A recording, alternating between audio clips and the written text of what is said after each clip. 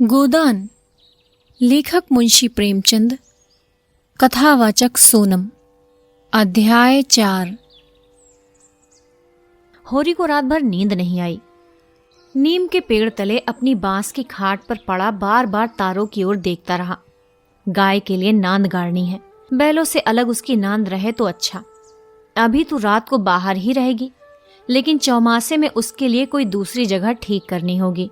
बाहर लोग नजर लगा देते हैं, कभी कभी तो ऐसा टोना टोटका कर देते हैं कि गाय का दूध ही सूख जाता है। थन में हाथ ही नहीं लगाने देती, लात मारती है। नहीं, बाहर बांधना ठीक नहीं है, और बाहर नांद भी कौन गाड़ने देगा। कारिंदा साहब नजर के लिए मुंह फुलाएंगे। छोटी छोटी बात के लिए राय साहब के पास फरियाद ले जाना भी उचित नहीं। और कारिंदे के सामने मेरी सुनता कौन है? उनसे कुछ कहूं तो कारिंदा दुश्मन हो जाए। जल में रहकर मगर से वैर करना लड़कपन है। भीतर ही बांधूंगा। आंगन है तो छोटा सा, लेकिन एक मड़ैया डाल देने से काम चल जाएगा। अभी पहला ही बयान है। 5 सेर से कम क्या दूध देगी? सेर भर तो गोबर को ही चाहिए। रुपया दूध देकर कैसी ललचाती रहती है। अब पिए जितना चाहे। कभी कभी 2-4 सेर मालिकों को दे आया करूंगा। कारिंदे साहब की भी पूजा करनी ही होगी, और भोला के रुपए भी दे देना चाहिए। सगाई के ढकोसले में उसे क्यों डालूं? जो आदमी अपने ऊपर इतना विश्वास करे, उसे दगा करना नीचता है। 80 रुपए की गाय मेरे विश्वास पर दे दी, नहीं यहाँ तो कोई 1 पैसे को नहीं पतियाता। सन में क्या कुछ ना मिलेगा। अगर 25 रुपए भी दे दूं तो भोला को ढांढस हो जाए। धनिया से नाहक बता दिया। चुपके से गाय लाकर बांध देता तो चकरा जाती। लगती पूछने किसकी गाय है, कहाँ से लाए हो। खूब दिख करके तब बताता। लेकिन पेट में जब बात पचे भी, कभी 2-4 पैसे ऊपर से आ जाते हैं, उनको भी तो नहीं छिपा सकता। और ये अच्छा भी है, उसे घर की चिंता रहती है। अगर उसे मालूम हो जाए कि इनके पास भी पैसे रहते हैं तो फिर नखरे बघारने लगे। गोबर जरा आलसी है। नहीं, मैं गऊ की ऐसी सेवा करता कि जैसे चाहिए। आलसी वालसी कुछ नहीं है। इस उम्र में कौन आलसी नहीं होता। मैं भी दादा के सामने मटर गश्ती ही किया करता था। बेचारे पहर रात से कुट्टी काटने लगते, कभी द्वार पर झाड़ू लगाते, कभी खेत में खाद फेंकते। मैं पड़ा सोता रहता। कभी जगा देते तो मैं बिगड़ जाता और घर छोड़कर भाग जाने की धमकी देता था।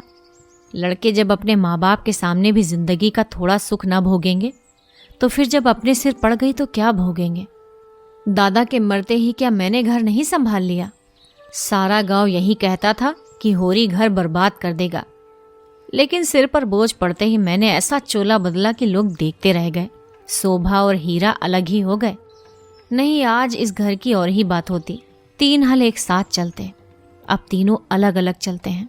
बस समय का फेर है। धनिया का क्या दोष था? बेचारी जब से घर में आई कभी तो आराम से ना बैठी। डोली से उतरते ही सारा काम सिर पर उठा लिया।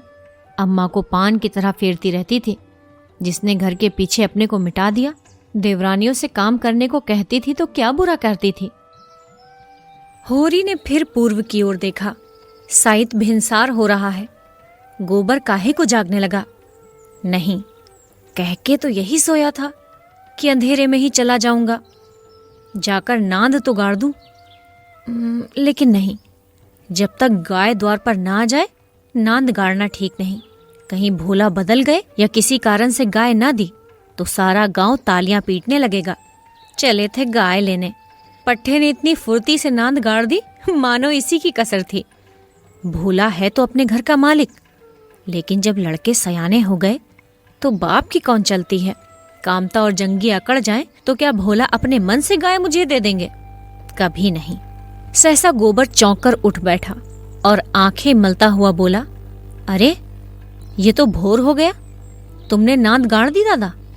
होरी गोबर के सुगठित शरीर और चौड़ी छाती की ओर गर्व से देखकर और मन में ये सोचते हुए कि कहीं उसे गोरस मिलता तो कैसा पट्ठा हो जाता, बोला, नहीं, अभी नहीं गाड़ी। सोचा कहीं ना मिले तो नाहक भद्द हो। गोबर ने त्योरी चढ़ाकर कहा, मिलेगी क्यों नहीं? उसके मन में कोई चोर बैठ जाए।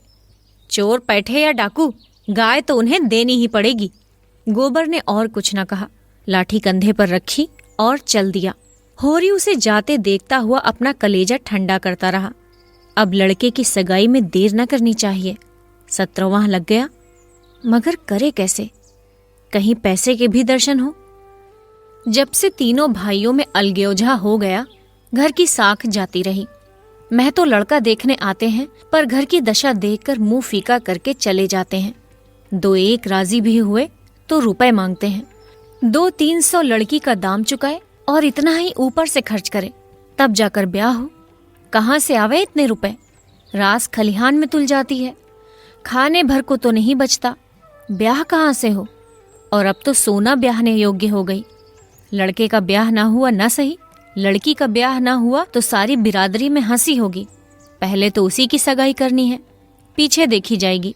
एक आदमी ने आकर राम राम किया और पूछा, तुम्हारी कोठी में कुछ बांस है महतो?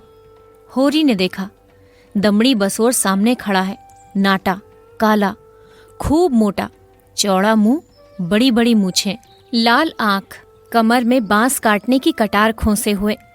साल में 1-2 बार आकर चिकें, कुर्सियां, मोढ़े, टोकरियां आदि बनाने के लिए कुछ बांस काट ले जाता था। होरी प्रसन्न हो गया, मुट्ठी गर्म होने की कुछ आशा बंधी। चौधरी को ले जाकर अपनी तीनों कोठियां दिखाई, मोल भाव किया और 25 रुपए सैकड़े में 50 बांसों का बयाना ले लिया। दोनों फिर लौटे। होरी ने उसे चिलम पिलाई, जलपान कराया और तब रहस्यमय भाव से बोला, मेरे बांस कभी 30 रुपए से कम में नहीं जाते, लेकिन तुम घर के आदमी हो, तुमसे क्या मोल भाव करता? तुम्हारा वो लड़का जिसकी सगाई हुई थी अभी परदेश से लौटा कि नहीं? चौधरी ने चिलम का दम लगाकर खांसते हुए कहा, उस लौंडे के पीछे तो मर मिटा महतो। जवान बहू घर में बैठी थी और वो एक बिरादरी की दूसरी औरत के साथ परदेश में मौज करने चल दिया। बहू भी दूसरे के साथ निकल गई। बड़ी नाकिस जात है महतो, किसी की नहीं होती। कितना समझाया कि तू जो चाहे खा, जो चाहे पहन, मेरी नाक न कटवा। मुदा कौन सुनता है? औरत को भगवान सब कुछ दे, रूप न दे, नहीं तो वो काबू में नहीं रहती। कोठियां तो बढ़ गई होंगी। होरी ने आकाश की ओर देखा और मानो उसकी महानता में उड़ता हुआ बोला, सब कुछ बट गया चौधरी। जिनको लड़कों की तरह पाला पोसा, अब वो बराबर के हिस्सेदार हैं। लेकिन भाई का हिस्सा खाने की अपनी नियत नहीं है। इधर तुमसे रुपए मिलेंगे, उधर दोनों भाइयों को बांट दूंगा। 4 दिन की जिंदगी में क्यों किसी से छल कपट करूं? नहीं तो कह दूं कि 20 रुपए सैकड़े में बेचे हैं, तो उन्हें क्या पता लगेगा? तुम उनसे कहने थोड़े ही जाओगे। तुम्हें तो मैंने बराबर अपना भाई समझा है। व्यवहार में हम भाई के अर्थ का कितना ही दुरुपयोग करें, लेकिन उसकी भावना में जो पवित्रता है वो हमारी कालिमा से कभी मलिन नहीं होती। होरी ने अप्रत्यक्ष रूप से ये प्रस्ताव करके चौधरी के मुंह की ओर देखा कि वो स्वीकार करता है या नहीं। उसके मुख पर कुछ ऐसा मिथ्या विनीत भाव प्रकट हुआ जो भिक्षा मांगते समय मोटे भिक्षुकों पर आ जाता है। चौधरी ने होरी का आसन पाकर चाबुक जमाया। हमारा तुम्हारा पुराना भाईचारा है महतो। ऐसी बात है भला, लेकिन बात यह है कि ईमान आदमी बेचता है तो किसी लालच से। 20 रुपए नहीं, मैं 15 रुपए कहूंगा, लेकिन जो 20 रुपए के दाम लो। होरी ने खिसिया कर कहा, तुम तो चौधरी अंधेर करते हो। 20 रुपए में कहीं ऐसे बास जाते हैं? ऐसे क्या, इससे अच्छे बास जाते हैं 10 रुपए पर। हाँ, 10 कोस और पश्चिम चले जाओ। मोल बांस का नहीं है, शहर के नगीच होने का है। आदमी सोचता है जितनी देर वहाँ जाने में लगेगी उतनी देर में तो 2-4 रुपए का काम हो जाएगा। सौदा पट गया। चौधरी ने मिर्जई उतारकर छान कर रख दी और बांस काटने लगा। ऊख की सिंचाई हो रही थी।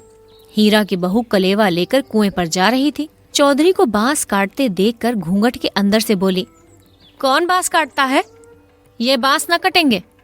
चौधरी ने हाथ रोक कर कहा, बांस मोल लिए हैं, 15 रुपए सैकड़े का बयाना हुआ है, सेत में नहीं काट रहे हैं। हीरा बहू अपने घर की मालकिन थी। उसी के विद्रोह से भाइयों में अलगोजा हुआ था। धनिया को परास्त करके शेर हो गई थी। हीरा कभी कभी उसे पीटता था। अभी हाल में इतना मारा था कि वो कई दिन तक खाट से न उठ सकी थी, लेकिन अपना पदाधिकार वो किसी तरह न छोड़ती थी। हीरा क्रोध में उसे मारता था, लेकिन चलता था उसी के इशारों पर, उस घोड़े की भांति जो कभी कभी स्वामी को लात मारकर भी उसी के आसन के नीचे चलता है। कलेवे की टोकरी सिर से उतार कर बोली, 15 रुपए में हमारे बास न जाएंगे। चौधरी औरत जात से इस विषय में बातचीत करना नीति विरुद्ध समझते थे। बोले, जाकर अपने आदमी को भेज दो, जो कुछ कहना हो आकर कहें। हीरा बहू का नाम था पुन्नी। बच्चे 2 ही हुए थे, लेकिन ढल गई थी। बनाव सिंगार के समय से आघात का शमन करना चाहती थी, लेकिन गृहस्थी में भोजन ही का ठिकाना न था। सिंगार के लिए पैसे कहाँ से आते? इस अभाव और विवशता ने उसकी प्रकृति का जल सुखाकर कठोर और शुष्क बना दिया था, जिस पर एक बार फावड़ा भी उचट जाता था। समीप आकर चौधरी का हाथ पकड़ने की चेष्टा करते हुए बोली, आदमी को क्यों भेज दूं? जो कहना है मुझसे कहो ना, मैंने कह दिया मेरे बांस न कटेंगे। चौधरी हाथ छुड़ाता था और पुन्नी बार बार पकड़ लेती थी। 1 मिनट तक यही हाथापाई होती रही। अंत में चौधरी ने उसे पीछे जोर से ढकेल दिया। पुन्नी धक्का खाकर गिर पड़ी, मगर फिर संभलती और पांव से तल्ली निकालकर चौधरी के सिर, मुंह, पीठ पर अंधाधुंध जमाने लगी। बसोर होकर उसे ढकेल दे, उसका ये अपमान। मारती जाती थी और रोती भी जाती थी। चौधरी उसे धक्का देकर नारी जाति पर बल का प्रयोग करके गच्चा खा चुका था। खड़े खड़े मार खाने के सिवा इस संकट से बचने की उसके पास और कोई दवा न थी। पुन्नी का रोना सुनकर होरी भी दौड़ा हुआ आया। पुन्नी ने उसे देखकर और जोर से चिल्लाना शुरू किया। होरी ने समझा चौधरी ने पुनिया को मारा है।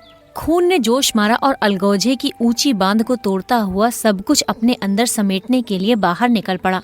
चौधरी को जोर की एक लात जमाकर बोला, अब अपना भला चाहते हो चौधरी, तो यहाँ से चले जाओ, नहीं तो तुम्हारी लहास उठेगी।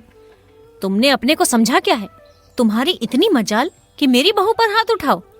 चौधरी कस्में खा खाकर अपनी सफाई देने लगा। तल्लियों की चोट में उसकी अपराधी आत्मा मौन थी। ये लात उसे निरपराध मिली और उसके फूले हुए गाल आंसुओं से भीग गए। उसने तो बहू को छुआ भी नहीं। क्या वो इतना गवार है कि महतों के घर की औरतों पर हाथ उठाएगा? होरी ने अविश्वास करके कहा, आंखों में धूल मत झोंको चौधरी। तुमने कुछ नहीं कहा तो बहू झूठ मूठ रोती है। रुपए की गर्मी है तो वो निकाल दी जाएगी। अलग है तो क्या हुआ, है तो एक खून। कोई तिरछी आंख से देखे तो आंख निकाल ले। पुन्नी चंडी बनी हुई थी, गला फाड़ कर बोली, तूने मुझे धक्का देकर गिरा नहीं दिया। खा जा अपने बेटे की कसम। हीरा को भी खबर मिली कि चौधरी और पुनिया में लड़ाई हो रही है। चौधरी ने पुनिया को धक्का दिया। पुनिया ने तल्लियों से पीटा। उसने पुर वहीं छोड़ा और औगी लिए घटना स्थल की ओर चला। गांव में अपने क्रोध के लिए वो प्रसिद्ध था। छोटा डील, गठा हुआ शरीर, आंखें कौड़ी की तरह निकल आई थी और गर्दन की नसें तन गई थी। मगर उसे चौधरी पर क्रोध न था, क्रोध था पुनिया पर। वो क्यों चौधरी से लड़ी? क्यों उसकी इज्जत मिट्टी में मिला दी? बसोर से लड़ने झगड़ने का उसे क्या प्रयोजन था? उसे जाकर हीरा से सारा समाचार कह देना चाहिए था। हीरा जैसा उचित समझता करता। वो उससे लड़ने क्यों गई? उसका बस होता तो वो पुनिया को पर्दे में रखता। पुनिया किसी बड़े से मुंह खोलकर बातें करे, ये उसे असह्य था। वो खुद जितना उद्दंड था, पुनिया को उतना ही शांत रखना चाहता था। जब भैया ने 15 रुपए में सौदा कर लिया तो ये बीच में कूदने वाली कौन? आते ही उसने पुन्नी का हाथ पकड़ लिया और घसीटता हुआ अलग ले जाकर लगा लाते जमाने, तू हमारी नाक काटने पर लगी हुई है। तू छोटे छोटे आदमियों से लड़ती फिरती है। किसकी पगड़ी नीची होती है बता? एक और लात जमाकर, हम तो वहाँ कलेव की बांट देख रहे हैं और तू यहाँ लड़ाई ठाने बैठी है। इतनी बेशर्मी है, आग का पानी ऐसा गिर गया, खोद कर गाड़ दूंगा। पुन्नी हाय हाय करती जाती थी और कोसती जाती थी। तेरी मिट्टी उठे, तुझे हायजा हो जाए, तुझे मरी आए, देवी मैया तुझे लील जाए, तुझे इन्फ्लुएंजा हो जाए, भगवान करे तू कोढ़ी हो जाए, हाथ पांव कट कट के गिराएं। और गालियां तो हीरा खड़ा खड़ा सुनता रहा, लेकिन ये पिछली गाली उसे लग गई। हैजा मरी आदि में विशेष कष्ट न था। इधर बीमार पड़े उधर विदा हो गए, लेकिन कोढ़, ये घिनौनी मौत और उससे भी घिनौना जीवन। वो तिलमिला उठा, दांत पीसता हुआ फिर पुनिया पर झपटा और झूंटे पकड़कर फिर उसका सिर जमीन पर रगड़ता हुआ बोला, हाथ पांव कटकर गिर जाएंगे और मैं तुझे लेकर चाटूंगा। तू ही मेरे बच्चों को पालेगी हैं? तू ही इतनी बड़ी गृहस्थी चलाएगी? तू तो दूसरा भतार करके किनारे खड़ी हो जाएगी। चौधरी को पुनिया की इस दुर्गति पर दया आ गई।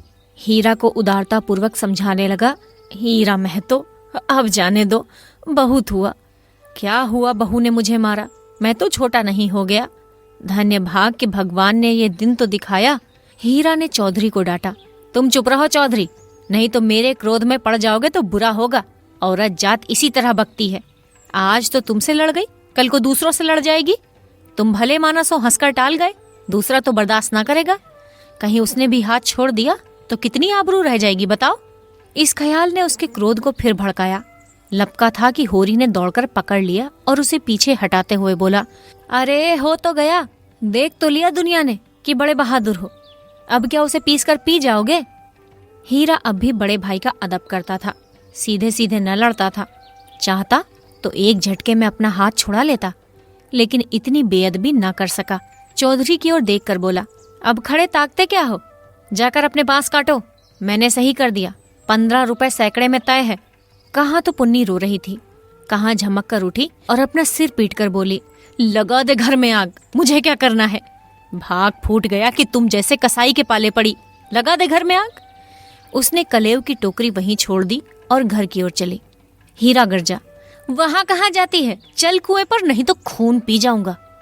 पुनिया के पांव रुक गए। इस नाटक का दूसरा अंक ना खेलना चाहती थी। चुपके से टोकरी उठाकर रोती हुई कुएं की ओर चली। हीरा भी पीछे पीछे चला।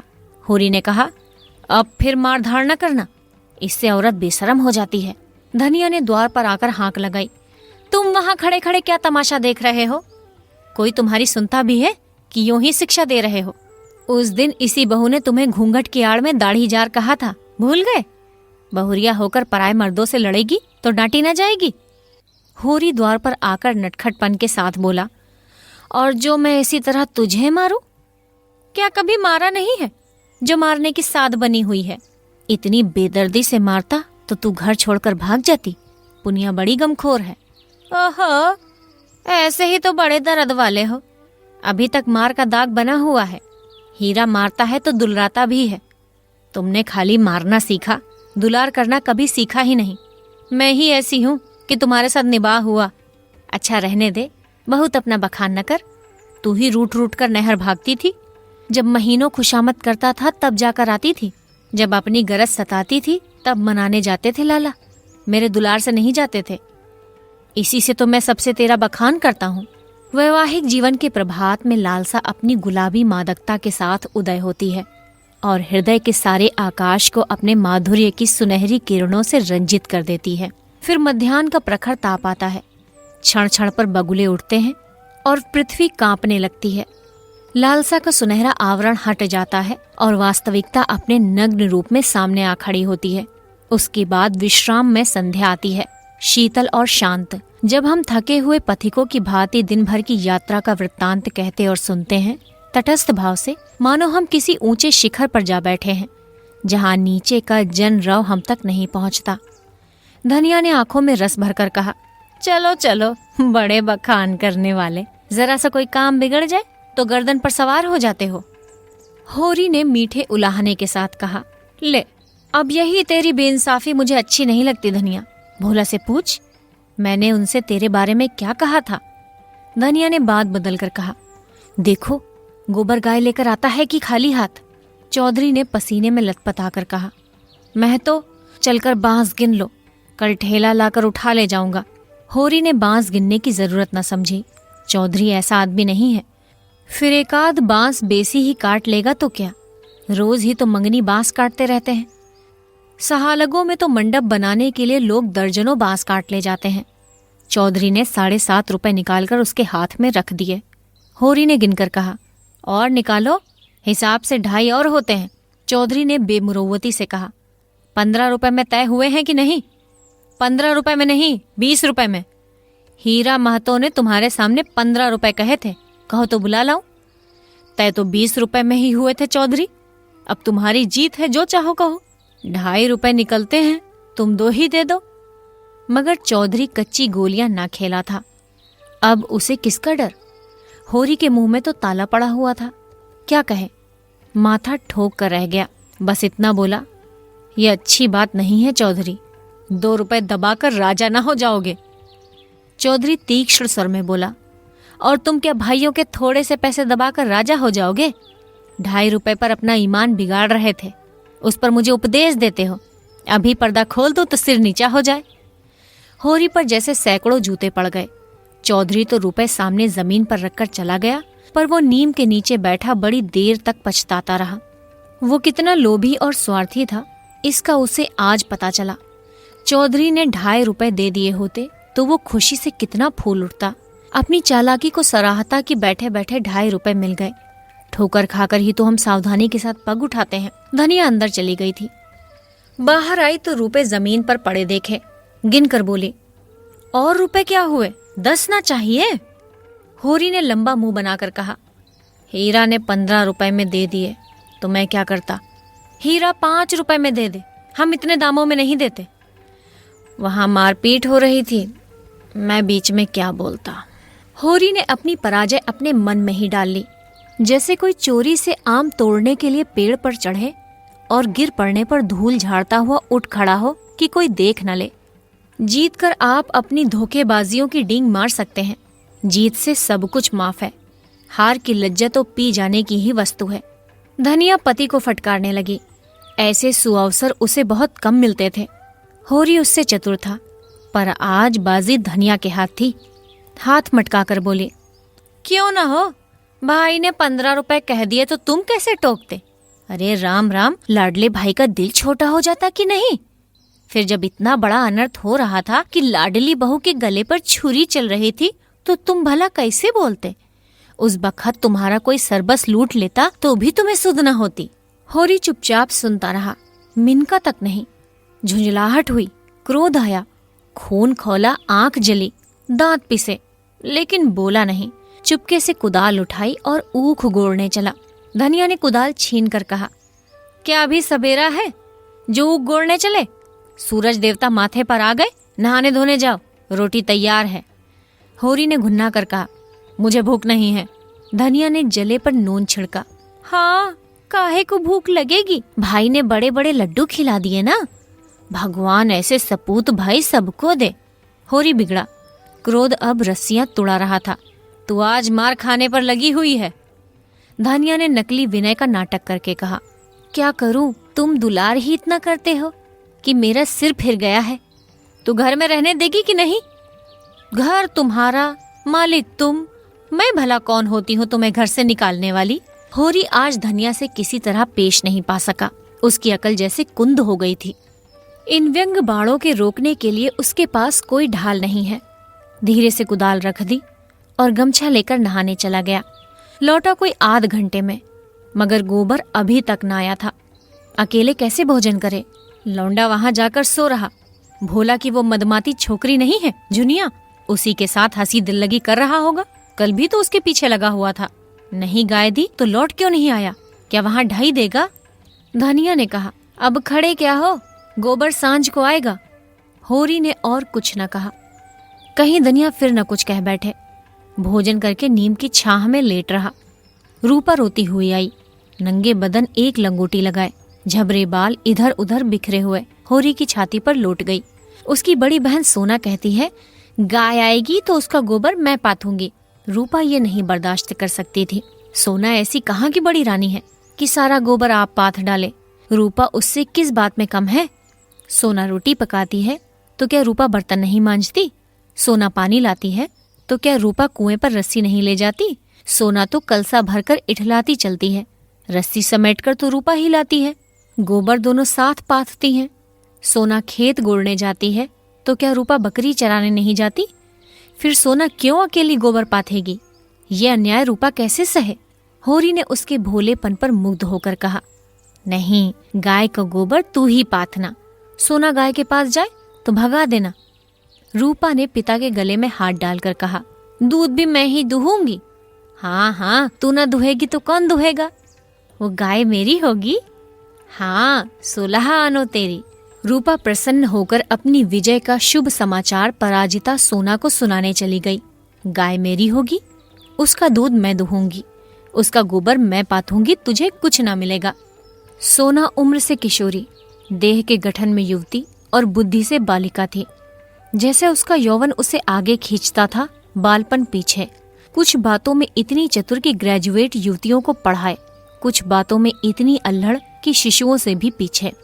लंबा रूखा किंतु प्रसन्न मुख, ठोड़ी नीचे को खिंची हुई, आंखों में एक प्रकार की तृप्ति, न केशों में तेल, न आंखों में काजल, न देह पर कोई आभूषण। जैसे गृहस्थी के भार ने यौवन को दबाकर बौना कर दिया हो। सिर को एक झटका देकर बोली, जा तू गोबर पात, जब तू दूध दूह कर रखेगी तो मैं पी जाऊंगी। मैं दूध की हांडी ताले में बंद करके रखूंगी। मैं ताला तोड़कर दूध निकाल लाऊंगी। ये कहती हुई वो बाग की तरफ चल दी। आम गदरा गए थे, हवा के झोंकों से एक आध जमीन पर गिर पड़ते थे। लू के मारे चुचके पीले, लेकिन बाल वृंद उन्हें टपके समझकर बाग को घेरे रहते थे। रूपा भी बहन के पीछे हो ली। जो काम सोना करे वो रूपा जरूर करेगी। सोना के विवाह की बातचीत हो रही थी। रूपा के विवाह की कोई चर्चा नहीं करता था, इसलिए वो स्वयं अपने विवाह के लिए आग्रह करती है। उसका दूल्हा कैसा होगा, क्या क्या लाएगा, उसे कैसे रखेगा, उसे क्या खिलाएगा, क्या पहनाएगा, इसका वो बड़ा विशद वर्णन करती, जिसे सुनकर कदाचित कोई बालक उससे विवाह करने पर राजी न होता। सांझ हो रही थी। होरी ऐसा अलसाया कि ऊख गोड़ने न जा सका।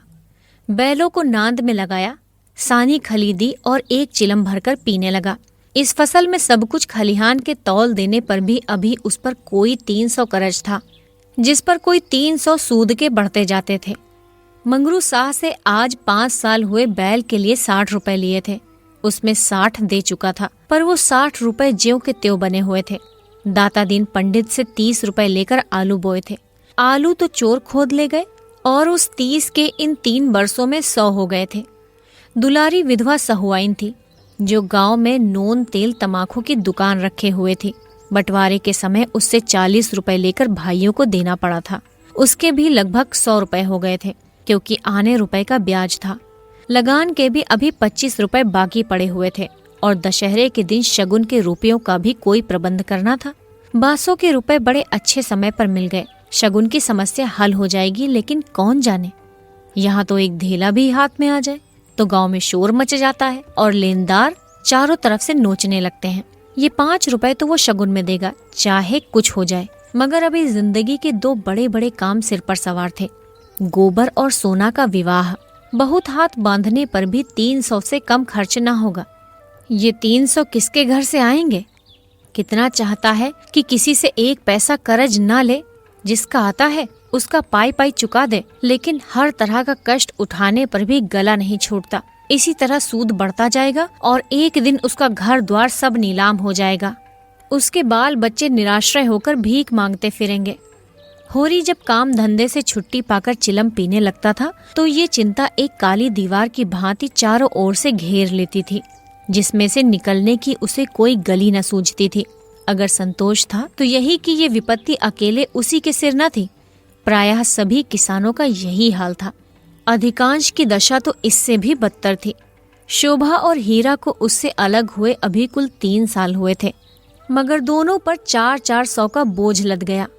झींगुर 2 हल की खेती करता है, उस पर 1000 से कुछ बेसी ही देना है। जियावन महतो के घर भिखारी भीख भी नहीं पाता, लेकिन कर्जे का कोई ठिकाना नहीं। यहाँ कौन बचा है? सहसा सोना और रुपया दोनों दौड़ी हुई आई और एक साथ बोली, भैया गाय ला रहे हैं। आगे आगे गाय, पीछे पीछे भैया हैं। रूपा ने पहले गोबर को आते देखा था। ये खबर सुनाने की सुर्खुई उसे मिलनी चाहिए थी। सोना बराबर की हिस्सेदार हुई जाती है, ये उससे कैसे सहा जाता? उसने आगे बढ़कर कहा, पहले मैंने देखा था तभी दौड़ी, बहन ने तो पीछे से देखा। सोना इस दावे को स्वीकार न कर सकी। बोली, तूने कहा भैया को पहचाना? तू तो कहती थी कोई गाय भागी आ रही है। मैंने ही कहा भैया है। दोनों फिर बाग की तरफ दौड़ी, गाय का स्वागत करने के लिए। धनिया और होरी दोनों गाय बांधने का प्रबंध करने लगे। होरी बोला, चल जल्दी से नांद गाड़ दे। धनिया के मुख पर जवानी चमक उठी थी। नहीं, पहले थाली में थोड़ा सा आटा और गुड़ घोल कर रख दे। बेचारी धूप में चली होगी, प्यासी होगी। तुम जाकर नांद गाड़ो, मैं घोलती हूँ। कहीं एक घंटी पड़ी थी, उसे ढूंढ ले, उसके गले में बांधेंगे। सोना कहाँ गई? सहुआइन की दुकान से थोड़ा सा काला डोरा मंगवा लो, गाय को नजर बहुत लगती है। आज मेरे मन की बड़ी भारी लालसा पूरी हो गई है। धनिया अपने हार्दिक उल्लास को दबाए रखना चाहती थी। इतनी बड़ी संपदा अपने साथ कोई नई बाधा न लाए, ये शंका उसके निराश हृदय में कंपन डाल रही थी। आकाश की ओर देखकर बोली, गाय के आने का आनंद तो जब है जब उसका पौरा भी अच्छा हो। भगवान के मन की बात है। मानो वो भगवान को भी धोखा देना चाहती थी। भगवान को भी दिखाना चाहती थी कि इस गाय के आने से उसे इतना आनंद नहीं हुआ कि ईर्ष्यालु भगवान सुख का पल्ला ऊंचा करने के लिए कोई नई विपत्ति भेज दें। वो अभी आटा घोल ही रही थी कि गोबर गाय को लिए बालकों के एक जुलूस के साथ द्वार पर आ पहुंचा। होरी दौड़कर गाय के गले से लिपट गया। धनिया ने आटा छोड़ दिया और जल्दी से एक पुरानी साड़ी का काला किनारा फाड़ कर गाय के गले में बांध दिया। होरी श्रद्धा विह्वल नेत्रों से गाय को देख रहा था, मानो साक्षात देवी जी ने घर में पदार्पण किया हो। आज भगवान ने ये दिन दिखाया कि उसका घर गौ के चरणों से पवित्र हो गया। ये सौभाग्य ना जाने किसके पुण्य प्रताप से। धनिया ने भयातुर होकर कहा, खड़े क्या हो, आंगन में नांद गाड़ दो ना। आंगन में? जगह कहाँ है? बहुत जगह है। मैं तो बाहर ही गाड़ता हूँ। पागल न बनो, गांव का हाल जानकर भी अनजान बनते हो। अरे बित्ते भर के आंगन में गाय कहाँ बंधेगी भाई। जो बात नहीं जानते उसमें टांग मत अड़ाया करो। संसार भर की विद्या तुम ही नहीं पढ़े हो। होरी सचमुच आपे में न था। गौ उसके लिए केवल भक्ति और श्रद्धा की वस्तु नहीं, सजीव संपत्ति भी थी। वो उससे अपने द्वार की शोभा और अपने घर का गौरव बढ़ाना चाहता था। वो चाहता था लोग गाय को द्वार पर बंधे देखकर पूछें, ये किसका घर है? लोग कहें होरी महतो का, तभी लड़के वाले भी उसकी विभूति से प्रभावित होंगे। आंगन में बंधी तो कौन देखेगा? धनिया इसके विपरीत सशंक थी। वो गाय को 7 पर्दों के अंदर छिपा कर रखना चाहती थी। अगर गाय 8 पहर कोठरी में रह सकती तो शायद वो उसे बाहर न निकलने देती। यूं हर बात में होरी की जीत होती थी। वो अपने पक्ष पर अड़ जाता था और धनिया को दबना पड़ता था। लेकिन आज धनिया के सामने होरी की एक न चली। धनिया लड़ने पर तैयार हो गई। गोबर, सोना और रूपा सारा घर होरी के पक्ष में था, पर धनिया ने अकेले सबको परास्त कर दिया। आज उसमें एक विचित्र आत्मविश्वास और होरी में एक विचित्र विनय का उदय हो गया था। मगर तमाशा कैसे रुक सकता था? गाय डोली में बैठकर तो ना आई थी। कैसे संभव था कि गांव में इतनी बड़ी बात हो जाए और तमाशा न लगे? जिसने सुना सब काम छोड़कर देखने दौड़ा। ये मामूली देशी गौ नहीं है। भोला के घर में 80 रुपए में आई है। होरी 80 रुपए क्या देंगे? 50-60 रुपए में लाए होंगे। गांव के इतिहास में 50-60 रुपए की गाय का आना भी अभूतपूर्व बात थी। बैल तो 50 रुपए के भी आए, 100 के भी आए, लेकिन गाय के लिए इतनी बड़ी रकम किसान क्या खा के खर्च करेगा? ये तो ग्वालों ही का कलेजा है कि अंजुलियों रुपए गिनाते हैं। गाय क्या है, साक्षात देवी का रूप है। दर्शकों और आलोचकों का तांता लगा हुआ था और होरी दौड़ दौड़कर सबका सत्कार कर रहा था। इतना विनम्र, इतना प्रसन्नचित्त वो कभी ना था। 70 साल के बूढ़े पंडित दाता दीन लठिया टेकते हुए आए और पोपले मुंह से बोले, कहाँ हो होरी? तनिक हम भी तुम्हारी गाय देख ले, सुना बड़ी सुंदर है। होरी ने दौड़कर पालागन किया और मन में अभिमान में उल्लास का आनंद उठाता हुआ बड़े सम्मान से पंडित जी को आंगन में ले गया। महाराज ने गौ को अपनी पुरानी अनुभवी आंखों से देखा। सींगे देखी, थन देखा, पुट्ठा देखा और घनी सफेद भौहों के नीचे छिपी हुई आंखों में जवानी की उमंग भरकर बोले, कोई दोष नहीं है बेटा, बाल भौरी सब ठीक। भगवान चाहेंगे तो तुम्हारे भाग खुल जाएंगे। ऐसे अच्छे लक्षण हैं कि वाह, बस रातिब न कम होने पाए। एक एक बाछा 100-100 का होगा। होरी ने आनंद के सागर में डुबकियां खाते हुए कहा, सब आपका आशीर्वाद है दादा। दाता दीन ने सुरती की पीक थूकते हुए कहा, मेरा आशीर्वाद नहीं है बेटा, भगवान की दया है, सब प्रभु की माया है। नगद रुपए दिए? होरी ने बेपरकी उड़ाई। अपने महाजन के सामने भी अपनी समृद्धि प्रदर्शन का ऐसा अवसर पाकर वो कैसे छोड़े? टके की नई टोपी सिर पर रखकर जब हम अकड़ने लगते हैं, जरा देर के लिए किसी सवारी पर बैठकर जब हम आकाश में उड़ने लगते हैं, तो इतनी बड़ी विभूति पाकर क्यों ना उसका दिमाग आसमान पर चढ़े।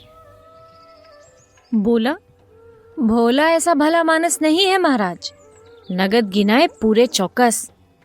अपने महाजन के सामने ये डींग मारकर होरी ने नादानी तो की थी, पर दाता दिन के मुख पर असंतोष का कोई चिन्ह न दिखाई दिया। इस कथन में कितना सत्य है, ये उनकी उन बूझी आंखों से छिपा न रह सका, जिनमें ज्योति की जगह अनुभव छिपा बैठा था। प्रसन्न होकर बोले, कोई हरज नहीं बेटा, कोई हरज नहीं, भगवान सब कल्याण करेंगे। 5 सेर दूध है इसमें, बच्चे के लिए छोड़कर। धनिया ने तुरंत टोका, अरे नहीं महाराज, इतना दूध कहाँ, बुढ़िया तो हो गई है, फिर यहाँ रातिब कहाँ धरा है। दाता दीन ने मर्म भरी आंखों से देखकर उसकी सतर्कता को स्वीकार किया, मानो कह रहे हो गृहिणी का यही धर्म है। सीटना तो मर्दों का काम है, सीटने दो। फिर रहस्य भरे स्वर में बोले, बाहर ना बांधना, इतना कह देते हैं। धनिया ने पति की ओर विजयी आंखों से देखा, मानो कह रही हो लो अब तो मानोगे। दाता दीन से बोली, नहीं महाराज, बाहर क्या बांधेंगे, भगवान दे तो इसी आंगन में 3 गाय बंध सकती हैं। सारा गांव देखने आया, नहीं आए तो शोभा और हीरा जो अपने सगे भाई थे। होरी के हृदय में भाइयों के लिए अब भी कोमल स्थान था।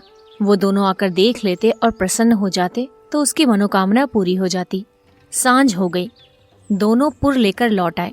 इसी द्वार से निकले पर पूछा कुछ नहीं।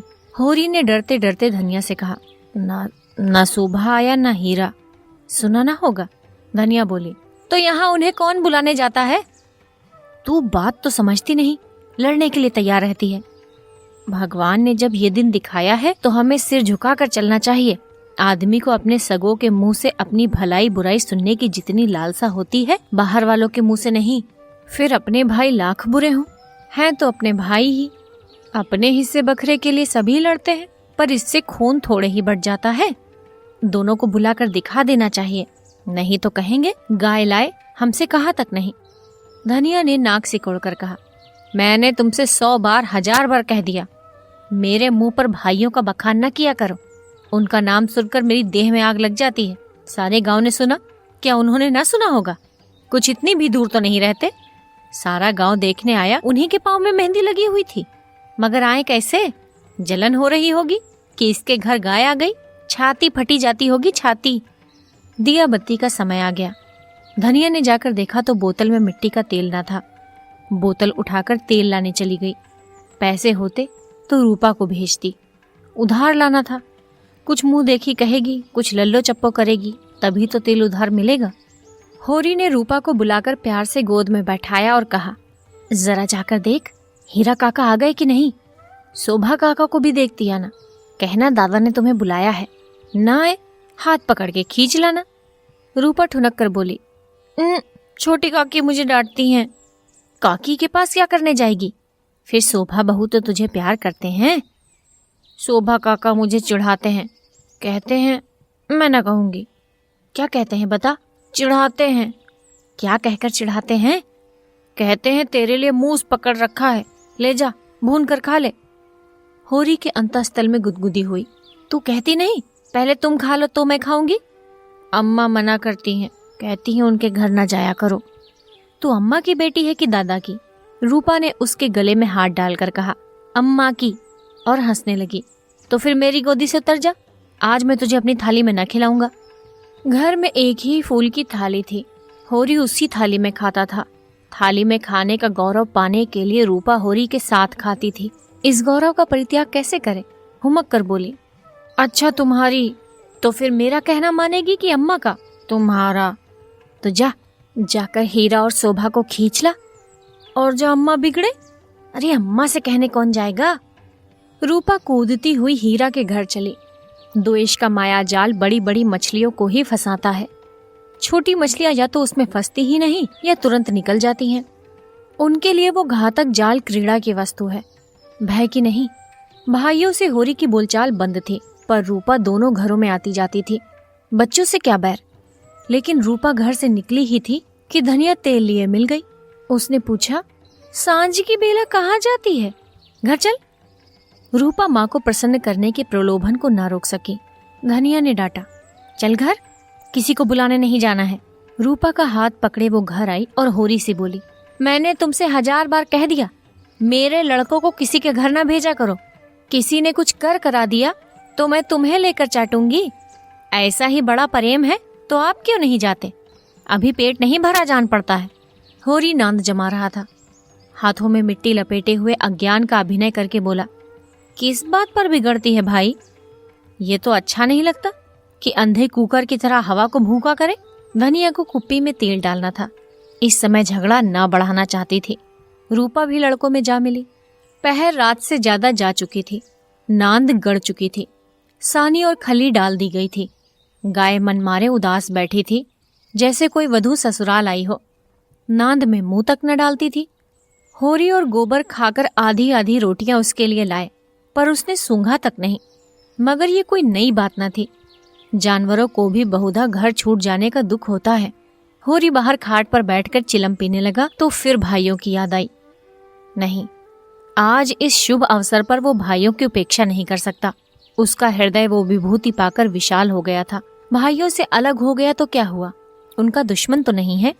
यही गाय 3 साल पहले आई होती तो सभी का उस पर बराबर अधिकार होता, और कल को यही गाय दूध देने लगेगी तो क्या वो भाइयों के घर दूध न भेजेगा या दही न भेजेगा?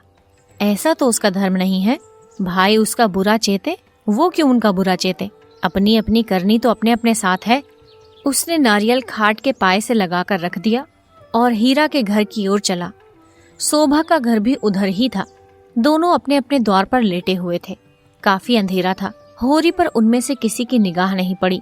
दोनों में कुछ बातें हो रही थी। होरी ठिठक गया और उनकी बातें सुनने लगा। ऐसा आदमी कहाँ है जो अपनी चर्चा सुनकर टल जाए? हीरा ने कहा, जब तक एक में थे एक बकरी भी नहीं ली, अब पछाई गाय ली जाती है। भाई का हक मारकर किसी को फलते फूलते नहीं देखा। शोभा बोला, ये तुम अन्याय कर रहे हो हीरा। भैया ने एक एक पैसे का हिसाब दे दिया था। ये मैं कभी न मानूंगा कि उन्होंने पहले की कमाई छिपा रखी थी। तुम मानो चाहे ना मानो, ये पहले की कमाई है। किसी पर झूठा इल्जाम न लगाना चाहिए। अच्छा, तो ये रुपए कहाँ से आ गए? कहाँ से हुन बरस पड़ा? उतने तो खेत हमारे पास भी है, उतनी ही उपज हमारी भी है। फिर क्यों हमारे पास कफन को कौड़ी नहीं और उनके घर नई गाय आती है? उधार लाए होंगे। भोला उधार देने वाला आदमी नहीं है। कुछ भी हो, गाय है बड़ी सुंदर। गोबर लिए जाता था तो मैंने रास्ते में देखा था। बेईमानी का धन जैसे आता है वैसे ही जाता है। भगवान चाहेंगे तो बहुत दिन गाय घर में न रहेगी। होरी से और ना सुना गया। वो बीती बातों को बिसार कर अपने हृदय में स्नेह और सौहार्द भरे भाइयों के पास आया था। इस आघात ने जैसे उसके हृदय में छेद कर दिया और वो रस भाव उसमें किसी तरह नहीं टिक रहा था। लत्ते और चिथड़े ठूंस कर अब वो प्रवाह को नहीं रोक सकता। जी में एक उबाल आया कि उसी क्षण इस आक्षेप का जवाब दे, लेकिन बात बढ़ जाने के भय से चुप रह गया। अगर उसकी नीयत साफ है तो कोई कुछ नहीं कर सकता। भगवान के सामने वो निर्दोष है। दूसरों की उसे परवाह नहीं। उल्टे पांव लौट आया और वो जला हुआ तंबाकू पीने लगा। लेकिन जैसे वो विष प्रतिक्षण उसकी धमनियों में फैलता जाता था, उसने सो जाने का प्रयास किया, पर नींद न आई। बैलों के पास जाकर उन्हें सहलाने लगा। विष शांत न हुआ। दूसरी चिलम भरी, लेकिन उसमें भी कुछ रस न था। विष ने जैसे चेतना को आक्रांत कर दिया हो। जैसे नशे में चेतना एकांगी हो जाती है, जैसे फैला हुआ पानी एक दिशा में बहकर वेगवान हो जाता है, वही मनोवृत्ति उसकी हो रही थी। उसी उन्माद की दशा में वो अंदर गया। अभी द्वार खुला हुआ था। आंगन में चटाई पर एक किनारे लेटी धनिया सोना से देह दबवा रही थी और रूपा, जो रोज सांझ होते ही सो जाती थी, आज खड़ी गाय का मुंह सहला रही थी। होरी ने जाकर गाय को खूंटे से खोल लिया और द्वार की ओर ले चला। वो इसी वक्त गाय को भोला के घर पहुंचाने का दृढ़ निश्चय कर चुका था। इतना बड़ा कलंक सिर पर लेकर वो अब गाय को घर में नहीं रख सकता, किसी तरह नहीं। धनिया ने पूछा, कहाँ लिए जाते हो रात को? होरी ने एक पग बढ़ाकर कहा, ले जाता हूँ भोला के घर, लौटा दूंगा। धनिया को विस्मय हुआ। उठकर सामने आ गई और बोली, लौटा क्यों दोगे? लौटाने के लिए ही लाए थे। हाँ, इसके लौटा देने में ही कुशल है। क्यों, बात क्या है? इतने अरमान से लाए और अब लौटाने जा रहे हो? क्या भोला रुपए मांगते हैं? नहीं, भोला यहाँ कब आया? तो फिर बात क्या हुई? क्या करोगी पूछ कर। धनिया ने लपक कर पगहिया उसके हाथ से छीन ली। उसकी चपल बुद्धि ने जैसे उड़ती हुई चिड़िया पकड़ ली। बोली, तुम्हें भाइयों का डर हो तो जाकर उनके पैरों पर गिरो। मैं किसी से नहीं डरती। अगर हमारी बढ़ती देखकर किसी की छाती फटती है तो फट जाए, मुझे परवाह नहीं है। होरी ने विनीत स्वर में कहा, धीरे धीरे बोल महारानी, कोई सुने तो कहे कि ये सब इतनी रात गए लड़ रहे हैं। मैं अपने कानों से क्या सुनाया हूँ तू क्या जाने। यहाँ चर्चा हो रही है कि मैंने अलग होते समय रुपए दबा लिए थे और भाइयों को धोखा दिया था। यही रुपए अब निकल रहे हैं। हीरा कहता होगा। सारा गांव कह रहा है। हीरा को क्यों बदनाम करो? सारा गांव नहीं कह रहा, अकेला हीरा कह रहा है। मैं अभी जाकर पूछती हूँ ना कि तुम्हारे बाप कितने रुपए छोड़कर मरे थे। दाढ़ी जारों के पीछे हम बर्बाद हो गए, सारी जिंदगी मिट्टी में मिला दी, पाल पोस कर बड़ा किया और अब हम बेईमान हैं। मैं कहे देती हूँ, अगर गाय घर से बाहर निकली तो अनर्थ हो जाएगा। रख लिए हमने रुपए, दबा लिए, बीच खेत दबा लिए, डंके की चोट कहती हूँ। मैंने हंडे भर अशर्फियां छिपा ली। हीरा और शोभा और संसार को जो करना हो कर ले, क्यों न रुपए रख ले। 2-2 सांडों का ब्याह नहीं किया, गौना नहीं किया। होरी सिटपिटा गया। धनिया ने उसके हाथ से पगहिया छीन ली और गाय को खूंटे से बांधकर द्वार की ओर चली। होरी ने उसे पकड़ना चाहा, पर वो बाहर जा चुकी थी। सिर वहीं थामकर बैठ गया। बाहर उसे पकड़ने की चेष्टा करके वो कोई नाटक नहीं दिखाना चाहता था। धनिया के क्रोध को खूब जानता था। बिगड़ती है तो चंडी बन जाती है, मारो काटो सुनेगी नहीं। लेकिन हीरा भी तो एक ही गुस्सेवर है, कहीं हाथ चला दे तो परले ही हो जाए। नहीं, हीरा इतना मूर्ख नहीं है। मैंने कहां कहां से आग लगा दी। उसे अपने आप पर क्रोध आने लगा। बात मन में रख लेता तो क्यों ये टंटा खड़ा होता। सहसा धनिया का कर्कश स्वर कान में आया। हीरा की गरज भी सुनाई पड़ी। फिर पुन्नी की पैनी पीक भी कानों में चुभी। सहसा उसे गोबर की याद आई। बाहर लपक कर उसकी खाट देखी, गोबर वहां ना था। गजब हो गया, गोबर भी वहां पहुंच गया। अब कुशल नहीं, उसका नया खून है, न जाने क्या कर बैठे। लेकिन होरी वहां कैसे जाए। हीरा कहेगा आप बोलते नहीं और जाकर इन डाइन को लड़ने के लिए भेज दिया। कोलाहल प्रतिक्षण प्रचंड होता जाता था। सारे गांव में जाग पड़ गई। मालूम होता था कहीं आग लग गई है और लोग खाट से उठ उठ बुझाने दौड़ रहे हैं। इतनी देर तक तो वो जब्त किए बैठा रहा, फिर न रहा गया। धनिया पर क्रोध आया। वो क्यों चढ़कर लड़ने चली गई। अपने घर में आदमी न जाने क्या कहता है। जब तक कोई मुंह पर बात ना कहे, यही समझना चाहिए कि उसने कुछ नहीं कहा। होरी की कृषक प्रकृति झगड़े से भागती थी। 4 बातें सुनकर गम खा जाना इससे कहीं अच्छा है कि आपस में तनाजा हो। कहीं मारपीट हो जाए तो थाना पुलिस हो, बंधे बंधे फिरो, सबकी चिरौरी करो, अदालत की धूल फांको, खेती बाड़ी जहन्नुम में मिल जाए। उसका हीरा पर तो कोई बस न था, मगर धनिया को वो जबरदस्ती खींच ला सकता था। बहुत होगा गालियां दे लेगी, 1-2 दिन रूठी रहेगी, थाना पुलिस की नौबत तो ना आएगी। जाकर हीरा के द्वार पर सबसे दूर दीवार की आड़ में खड़ा हो गया। एक सेनापति की भांति मैदान में आने के पहले परिस्थिति को अच्छी तरह समझ लेना चाहता था। अगर अपनी जीत हो रही है तो बोलने की कोई जरूरत नहीं, हार हो रही है तो तुरंत कूद पड़ेगा। देखा तो वहाँ 50 आदमी जमा हो गए हैं। पंडित दाता दिन, लाला पाटेश्वरी, दोनों ठाकुर जो गांव के कर्ता धर्ता थे, सभी पहुंच गए थे। धनिया का पल्ला हल्का हो रहा था। उसकी उग्रता जनमत को उसके विरुद्ध किए देती थी। वो रणनीति में कुशल न थी।